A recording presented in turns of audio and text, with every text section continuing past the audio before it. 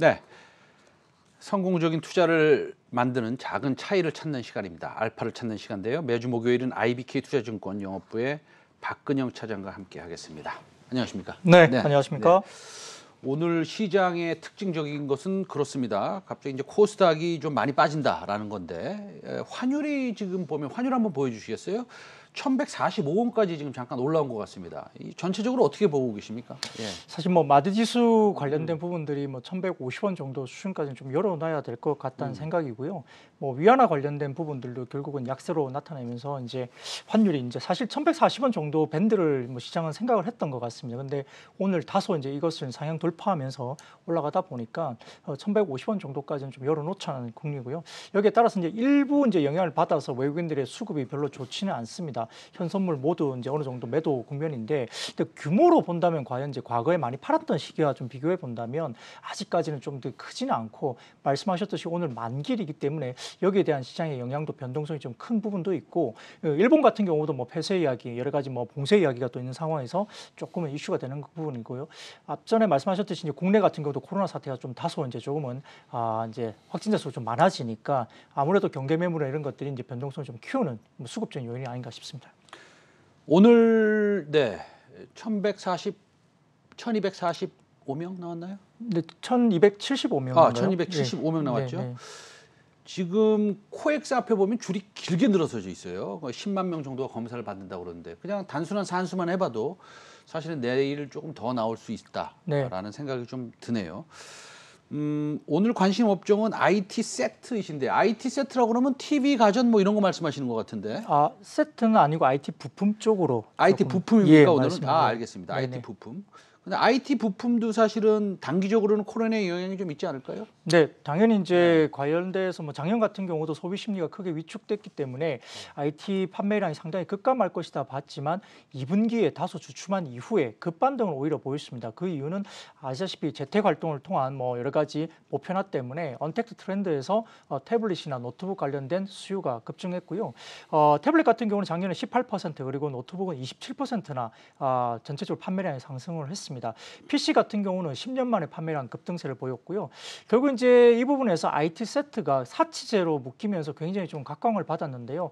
당초 TV와 가전 같은 경우는 이제 소비가 심리가 굉장히 어려워지면 판매 둔화로 이루어진 게 일반적인데 소비자들이 이제 집에 머무르면서 다소 이제 조금은 사치제 개념으로 좀 오랫동안 바꾸지 않는 백색 가전이라든지 그다음에 프리미엄 가전 등을 굉장히 많이 샀죠. 그래서 LG전자 같은 경우도 예를 들면 백색 가전 TV 매출이 뭐 작년 3분기와 그리고 올해 1분기에 역대 최대 규모를 경신할 정도로 판매량이 굉장히 양호하기 때문에 전반적으로 또 IT 가전 업체들이 마케팅비를 굉장히 줄이는 효과가 있었습니다. 코로나 때문에 마케팅을 별로 안 했고요. 또 대면보다는 비대면 온라인 매출이 굉장히 증가하면서 이익 레버리지가 상당히 커지는 국면에 접어들면서 전반적으로 굉장히 좋은 분위기였다 볼 수 있겠습니다. 알겠습니다. 그 과거에 말입니다. 불과 한 2, 3년 전만 해도 새로운 모델의 핸드폰이 나오면 사실은 새롭게 나왔구나, 어떻게 나왔지, 뭐 이런 거 좀 보면서 또 바꾸기도 했습니다. 바꿀 때가 되지 않은데도 바꾸는 경우도 있었어요, 저도. 근데 지금 보면은 그 핸드폰은 이미 한 2년 전에 모델을 사도 엄청나게 빠르게 돌아가고 기능이 훌륭하고 해서 핸드폰에 대한 그런 뭐라 그럴까요? 매력도가 많이 떨어지는 것 같습니다. 근데 TV는 좀 틀린 것 같아요. TV는 4K 나오고 8K 나오고 사이즈도 커지고 확실히 이제 말씀하신 약간 사치제로 분류가 되는 것 같은데 그 TV하고 가전하고 스마트폰 지금의 트렌드, 그 매출의 트렌드라든지 성장성의 트렌드 조금 달라지고 있나요? 네, 말씀하셨듯이 스마트폰 같은 경우는 사실은 필수 소비재로 분류가 되죠. TV 가전 같은 경우는 필수 소비재라고 하기에는 다소 이제 좀 호흡이 깁니다. 보통 뭐 10년 정도 뭐 쓴다고 보고 이제 사기 때문에 그러한데 코로나 관련된 영향으로 이제 수요 충격이 결국은 IT 쪽에서는 스마트폰 쪽에 수요 충격이 일어났습니다.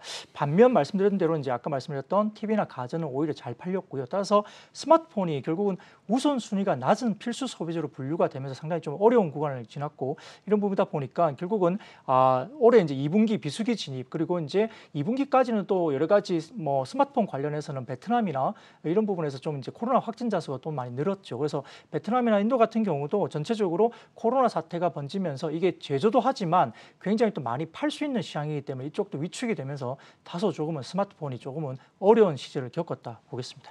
알겠습니다.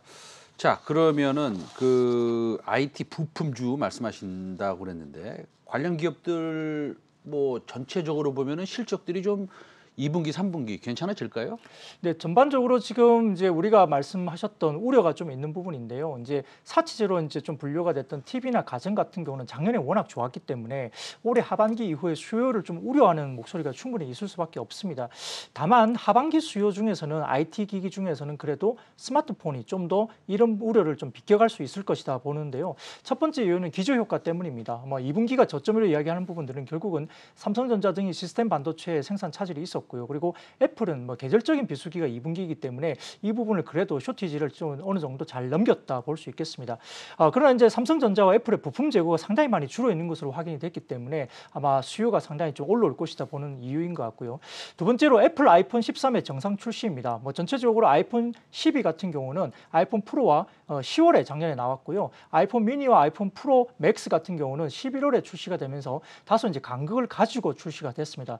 다만 올해 아이폰 13 같은 경우는 뭐 네 모델 모두가 9월 출시가 유력하기 때문에 굉장히 집중적으로 조기 출시 효과가 작용할 수 있고요.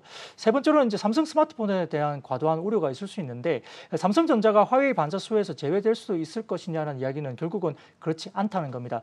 출하량이 이제 전체적으로 지금 2000년 동기 대비 2021년에 1분기만 본다면 31%나 증가를 했고요. 2019년 동기 대비로도 7%나 증가를 했습니다. 삼성전자가 뭐 중국 내 말고는 글로벌 지역에서 상당히 선전을 하고 있고 화웨이의 어떤 점유율을 갖고 있다 말씀드릴 수 있겠고요. 하반기 갤럭시 스마트폰 출하량 우려도 전체적으로 지금 반도체 조달 차질은 2분기로 이제 바닥을 찍었다 볼 수 있는 상황이고요.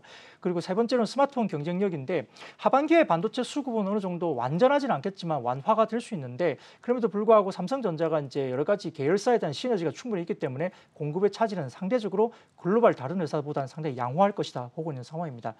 그리고 이제 부품 공급 단가가 좀 올라갈 수 있는데 이런 부분들이 이제 IT 세트 쪽의 가격 상승으로 지금 전가가 되는 부분이 눈에 보이고 있기 때문에 이 부분도 크게 우려할 거 없고요. 그리고 이제 이런 부분에서 결국은 IT 하드웨어 쪽에 옥석가리가 필요한데 아마 이제 스마트폰에 대한 서플라이 체인 관련된 부품주들은 하반기 반등이 유력하다는 부분은 결국은 턴어라운드 업종으로 볼 수 있기 때문입니다. 작년 들어서 이제 가전이나 세트가 너무 좋았기 때문에 오히려 역설적으로 스마트폰이 이제 턴어라운드를 한다 보시면 될 것 같고요. 이에 따라서 이제 투자 전략을 좀 말씀을 드리자면 결국은 3분기나 2분기 이 기업에 대한 이익이 반등이 나오는 업체들, 그러니까 뭐 LG 이노텍이나 BH 등과 같은 종목들 최근에 좋고요.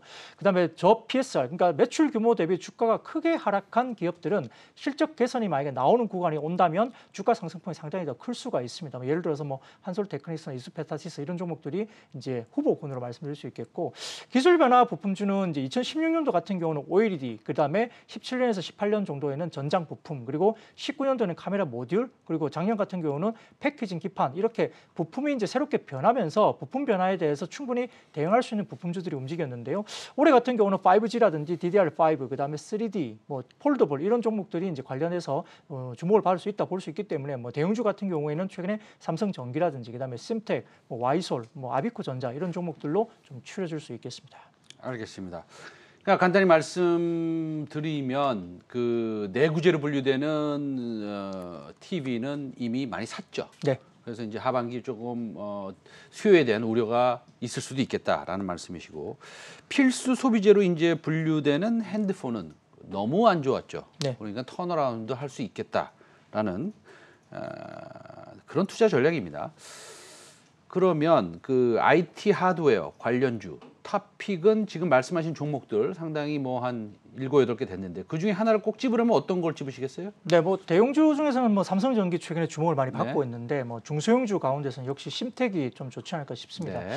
특히나 이제 2분기 아까 말씀드렸듯이 이제 저점 바닥권이었다라고 2분기 말씀을 드릴 수 있는 부분에서 심텍 같은 경우 좀 두드러지게 2분기 실적이 굉장히 좋을 것 같습니다.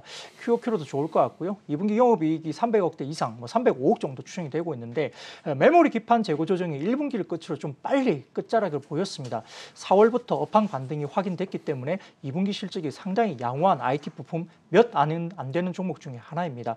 그리고 뭐 MSAP라든지 기판 매출이 상당히 늘고 있고 서버용 기판 주문도 재개되고 있는 상황이고요. FC FC BGA라든지 FC CSP 같은 공급 부족이 있기 때문에 그 외에도 MSAP 기판들도 수급이 타이트해지는데 이 패키지 기판이 이제 캐파 증설을 하면 되게 뭐 가격이 빠질 수 있지 않느냐, 쇼티지가 아니지 않느냐 말씀드리겠지만 이 반도체나 이런 것들이 이제 여러 가지로 봤을 때 고사양화되면 면적이 대면적으로 변해야 되고요. 그것도 적층을 해야 됩니다. 그러면 대면적으로 되면은 이제 여러 가지 부분에서 개수가 줄어들 수밖에 없고 적층을 해야 되기 때문에 수율 문제가 생기기 때문에 캐파 증설을 좀 한다 하더라도 쇼티지가 계속 이어질 수밖에 없는 구간으로 보겠습니다. 알겠습니다. 자, 성장 모멘텀이 좀 사실은 심택이 좋을 수가 있었을 것 같았어요. DDR5가 이제 내년에 나오니까. 네. DDR5 나오면은 삼성전자에서 사실은 첫 주문은 일반적으로 시장에서 아는 것은 심택을 좀 먼저 준다. 네. 그리고 첫 주문의 마진이 상당히 높다. 이렇게 이제 알려져 있지 않습니까? 네네. 이거 언제 사서 언제 팔아야 됩니까? 그러면? 뭐 최근에 이제 뭐 주가가 오늘 같이 이제 조정을 좀 받고 있는 구간에서 네. 좀 모아가는 전략은 충분히 가능할 것 같고, 네. 아마 일주일 내에 조금 최근 들어서 이제 올라가는 듯 하다가 이제 최근에 한 일주일 내에 조금은 이제 눌림을 갖고 있는데요. 뭐 오늘 영향도 있습니다만, 올해 실적 같은 경우에 영업이익단이 뭐 1,100억대 정도 추정이 되고 내년 같은 경우는 1,300억대 정도까지 올라올 것으로 봅니다. 내년 변화까지 이야기한다면 결국은 이제 2월에 공시한 MS 그 AP 관련된 부분에서 결국은 캐파 증설분이 연말부터 가동이 되기 때문에 내년 온기로 가서 중장기 성장성도 충분히 가능할 것 같고요. 실적 기여가 이제 2022년부터 되기 때문에 MSAP 관련된 뭐 고구가 기판 매출 증가가 1,000억 정도가 추가적으로 애드업이 될 수 있다 이야기 들 수 있겠고, FC CSP라든지 뭐 SIP 관련된 매출액이 2020년 같은 경우는 1,100억 정도 수준에서 올해 같은 경우는 1,580억대로 굉장히 추산이 올라가고 있습니다. 내년 같은 경우도 아까 말씀하셨던 DDR5에 관련된 이슈가 다소 좀 지연되는 부분이 있을 수 있겠지만 가는 방향은 명확하다 볼 수 있겠고, 과거에 심택 같은 경우에 2008년도에 DDR3 그리고 14년도에 DDR4 때 실적이 크게 변하면서 주가가 한번 굉장히 올랐던 기억이 있습니다. 따라서 이제 말씀드렸던 내년부터 내후년 23년도까지 BBR5 관련된 대표적인 수혜주수로 분류될 수 있기 때문에 전반적으로 봐서는 DDR5 가격 상승에 대한 제품군의 비중이 전체 매출의 30%나 됩니다. 심택에 대한 부분들이 중장기 성장 모멘텀도 충분히 갖고 있다 판단되는 모습입니다. 알겠습니다. 그 목표가하고 손절가 좀 알려주시죠. 네, 전체적으로 모아가시고요. 뭐 목표가는 한 28,000원 정도, 손절가는 21,000원 정도 말씀드리겠습니다. 알겠습니다. 고맙습니다. 지금까지 박근영 IBK 투자증권 영업부 차장님과 함께 했습니다. 네, 말씀 감사합니다. 네, 고맙습니다.